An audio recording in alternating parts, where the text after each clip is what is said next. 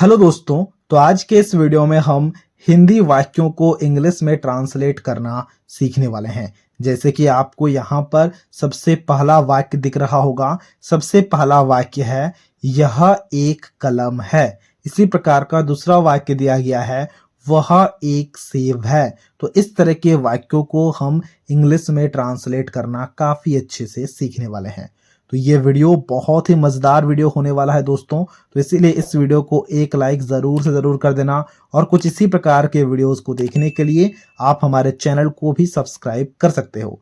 तो ट्रांसलेशन शुरू करने से पहले हमें एक और बात का ध्यान रखना है कि इसी वीडियो में हम ए और एन शब्द का प्रयोग करना भी सीखने वाले हैं, जबकि दोनों वर्ड का मीनिंग एक ही होता है। ठीक है, लेकिन हम किस शब्द के पहले एन लगाएंगे और किस शब्द के पहले ए लगाएंगे वो हम इस वीडियो में सीखने वाले हैं। देखो मैंने यहां पर कुछ लिख रखा है AEIOU।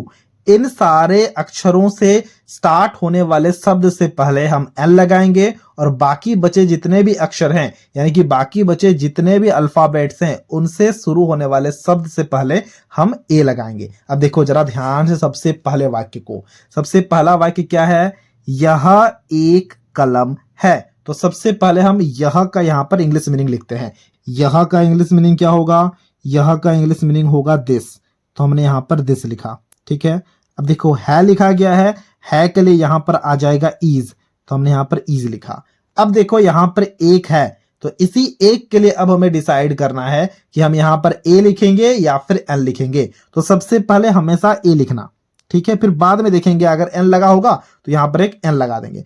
फिर देखो क्या लिखा गया है? कलम लिखा गया है। कलम का इंग्लिश मीनिंग क्या होता है? कलम का इंग्लिश मीनिंग होता है पेन। तो हमने लिखा यहां पर PEN पेन। लेकिन ये जो शब्द है ये पी से शुरू हो रहा है। अगर ये शब्द हमारा AEIOU से शुरू होता तब हम यहां पर एक जगह में एन कर देते। ठीक है, देखो किस प्रकार से। अब हम यहां पर दूसरे वाक्य को ट्रांसलेट करते हैं। दूसरा वाक्य से आपको चीजें अच्छे से समझ में आ जाएंगी।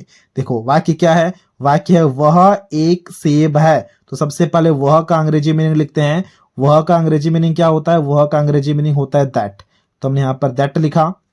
है लिखा गया है तो उसके लिए हमने यहां पर इज लिखा।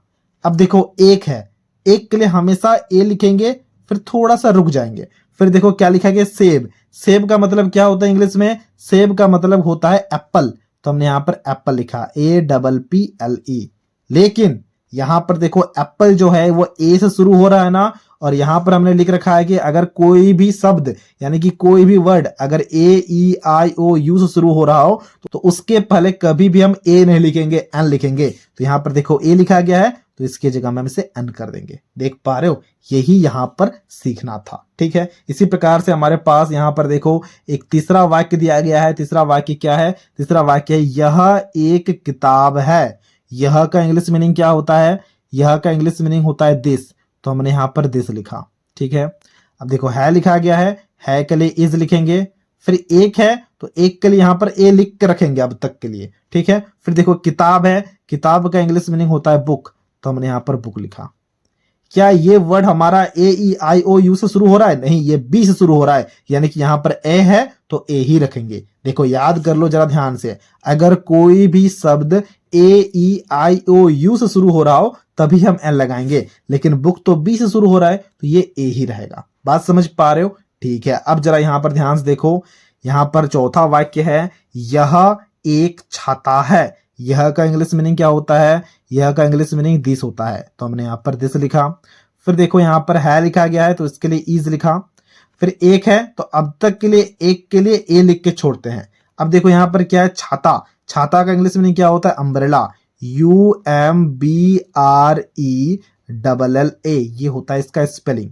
अब देखो यहां पर यू आ चुका है और हमें पता है कि अगर कभी भी AEIOU आ जाए तो ए नहीं लिखेंगे, हम क्या लिखेंगे? हम लिखेंगे एन। तो यहां पर देखो ए लिखा गया है तो यहां पर इसे एन में बदल देंगे। बात समझ पा रहे हो? आई होप चीजों को आप अच्छे से समझ पा रहे होगे।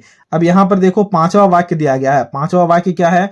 पांचवा वाक्य वह एक हाथी है। इसे आपको खुद से ट्रांसलेट करना है और इसके आंसर को हमसे कमेंट बॉक्स में शेयर करना है। तो ये था आज का वीडियो जहां हमने ट्रांसलेशन के साथ साथ में ए और एन का प्रयोग करना भी काफी अच्छे से सीख लिया है। अगर आपको ये वीडियो अच्छा लगा है तो इस वीडियो को एक लाइक जरूर कर देना, और कुछ इसी प्रकार के वीडियोस को देखने के लिए आप हमारे चैनल को भी सब्सक्राइब कर सकते हो।